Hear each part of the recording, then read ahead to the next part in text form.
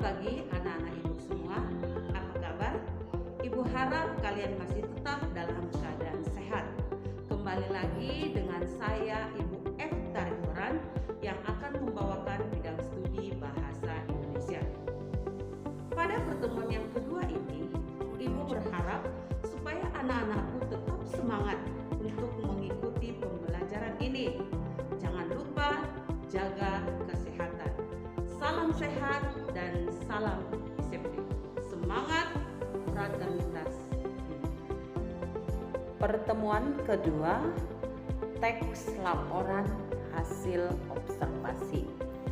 Adapun tujuan pembelajaran kita pada pagi hari ini yaitu siswa mampu menginterpretasi struktur teks laporan hasil observasi secara sederhana dengan mengungkapkan pendapat dengan jelas. Yang kedua, siswa mampu menganalisis kaidah kebahasaan teks laporan hasil observasi secara jujur dengan kemampuan diri sendiri. Adapun struktur teks laporan hasil observasi, yang pertama definisi umum, yang kedua definisi bagian, dan yang ketiga definisi manfaat. Definisi umum merupakan pembukaan yang berisi pengertian tentang suatu hal yang tengah dibahas di dalam teks.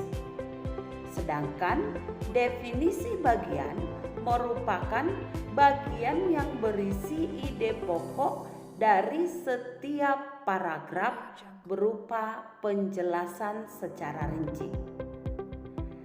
Definisi manfaat yaitu bagian yang menjelaskan manfaat dari sesuatu yang dilaporkan. Nah, di dalam struktur teks laporan hasil observasi bisa menggunakan struktur yang pertama. Dan struktur yang kedua itu mencakup dua bagian, yaitu pernyataan umum atau klasifikasi, dan yang kedua anggota atau aspek yang dilaporkan. Nah, pernyataan umum atau klasifikasi merupakan bagian pembuka atau pengantar tentang hal yang dilaporkan. Pada tahapan ini akan disampaikan bahwa benda-benda di dunia bisa diklasifikasikan berdasarkan kriteria persamaan dan perbedaan. Sedangkan anggota atau aspek yang dilaporkan itu merupakan bahasan atau rincian tentang objek yang sedang diamati. Jadi struktur teks laporan yang pertama yaitu definisi umum, definisi bagian, dan definisi manfaat. Sedangkan struktur yang kedua adalah pernyataan umum atau klasifikasi dan anggota atau aspek yang dilaporkan. Nah, selanjutnya kita akan membahas kaidah kebahasaan teks laporan hasil observasi. Adapun kaidah kebahasaan teks laporan hasil observasi, yang pertama menggunakan prasa nomina atau benda. Yang kedua menggunakan perba relasional. Contoh perba relasional itu ialah merupakan, adalah, yaitu, digolongkan, termasuk, meliputi, dan sebagainya. Yang ketiga menggunakan perbah atau kata kerja aktif alam guna menjelaskan perilaku. Contohnya bertelur, membuat, hidup, makan, tidur, dan lain-lain. Yang keempat menggunakan kata penghubung yang menyatakan tambahan. Ya, contoh dan serta. Kata penghubung yang menyatakan perbedaan, contohnya berbeda dengan. Kata penghubung yang menyatakan persamaan, contohnya sebagaimana, seperti, halnya. kata penghubung yang menyatakan pertentangan. Contohnya tetapi, sedangkan, namun. Kata penghubung yang menyatakan pilihan, contohnya atau. Berikutnya yang kelima yaitu menggunakan paragraf dengan kalimat utama guna menyusun informasi utama diikuti rincian aspek yang akan dilaporkan dalam beberapa paragraf. Anak-anakku mungkin sudah pernah mendengar atau mempelajari apa itu kalimat utama. Kalimat utama itu merupakan ide yang mendasari sebuah paragraf. Nah, selanjutnya kaidah kebahasaan teks laporan hasil observasi yang keenam yaitu menggunakan kata ilmiah atau teknis. Contohnya herbivora, degeneratif, osteoporosis, mutualisme, parasitisme, pembuluh pena, leukemia, sindrom, fobia, dan lain sebagainya.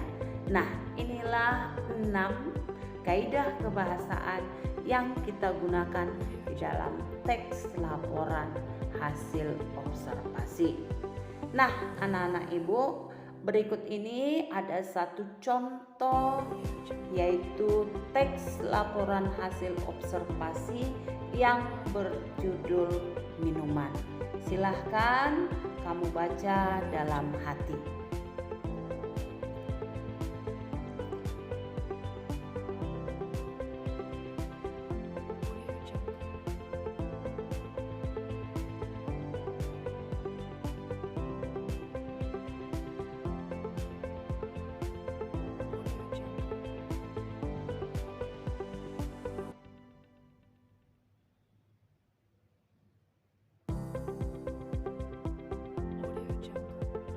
Nah, anak-anakku, contoh laporan hasil observasi ini terdiri atas 3 paragraf. Ya. Kemudian kalau kita analisis paragraf yang pertama inilah yang dikatakan dengan definisi umum. Berikutnya, paragraf yang kedua disebut dengan deskripsi bagian. Dan yang ketiga adalah definisi manfaat. Nah, inilah struktur dari teks laporan hasil observasi yang berjudul minuman. Nah, anak-anakku, dari teks tersebut yang sudah kita tentukan strukturnya, bisa kita perhatikan kebahasaan yang muncul di dalam teks laporan hasil observasi ini bisa kita lihat dengan yang diwarnai, yaitu warna merah, kuning, kemudian ungu, hijau, dan seterusnya.